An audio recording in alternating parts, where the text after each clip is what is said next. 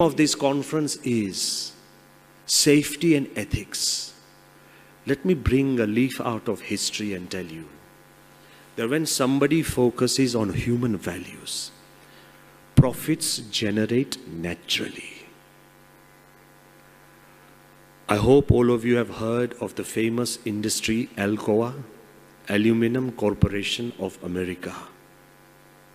One of the largest aluminum industry with presence in 40 different countries. It's not small, 40 countries.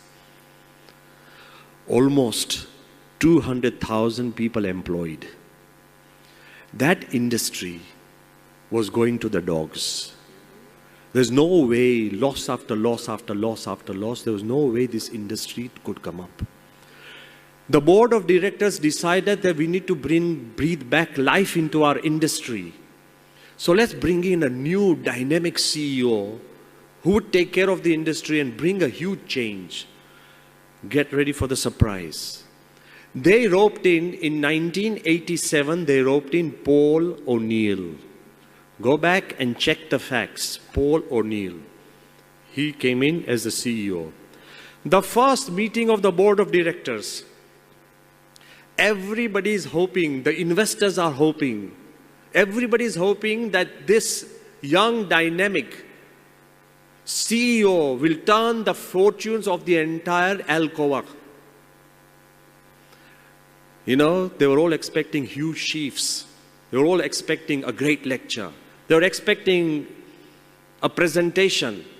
They were expecting facts and figures of how we can breathe back profits, profits, profits.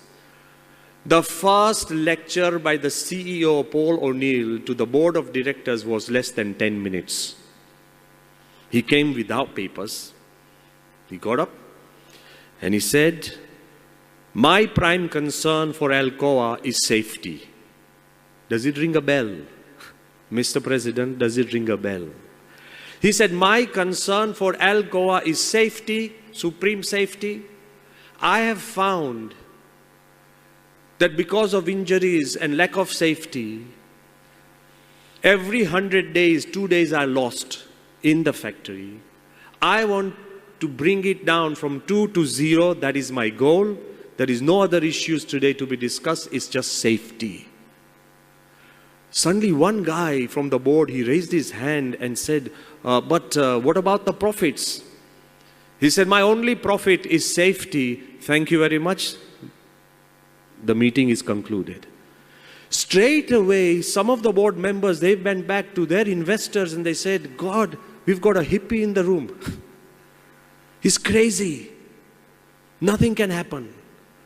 He did not just make this speech, he righted it off with special laws and sub-laws. He said, if in any company there's an injury and it takes life, by default that manager is suspended.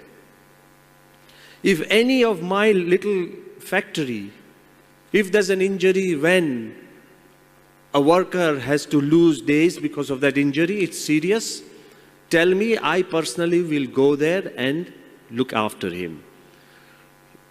All the days that the worker misses, his wages should be doubled. And that wage should be cut from the manager. Whosever fault it is, I don't want injuries in our factories, and it creates a feeling of safety.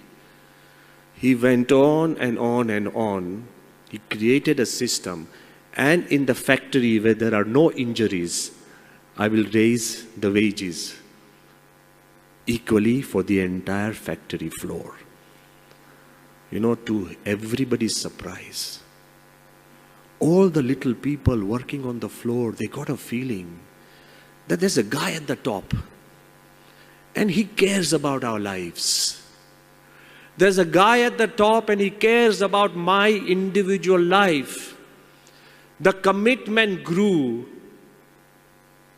injuries decreased, and they say in the first year after he took over, the entire company made $1 billion profit in just 1 year.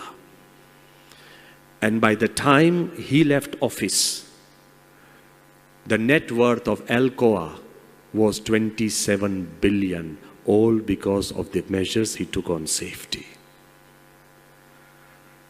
He proved to the world that there are profits in values. You may grow in numbers, but he proved to the world that there is a guy at the top who cares about the small men at the bottom. It is love and commitment that generates this environment.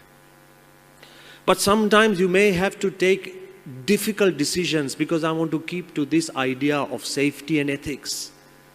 You may have to take decisions that actually burn your pockets. You know why most of the industrialists don't go for the safety measures? Because it's too much hassle and it's too much money. And most of the people in India, we feel that we have enough population, so life is expendable. It isn't. Do you have a heart? Then that heart should speak. So let me give you another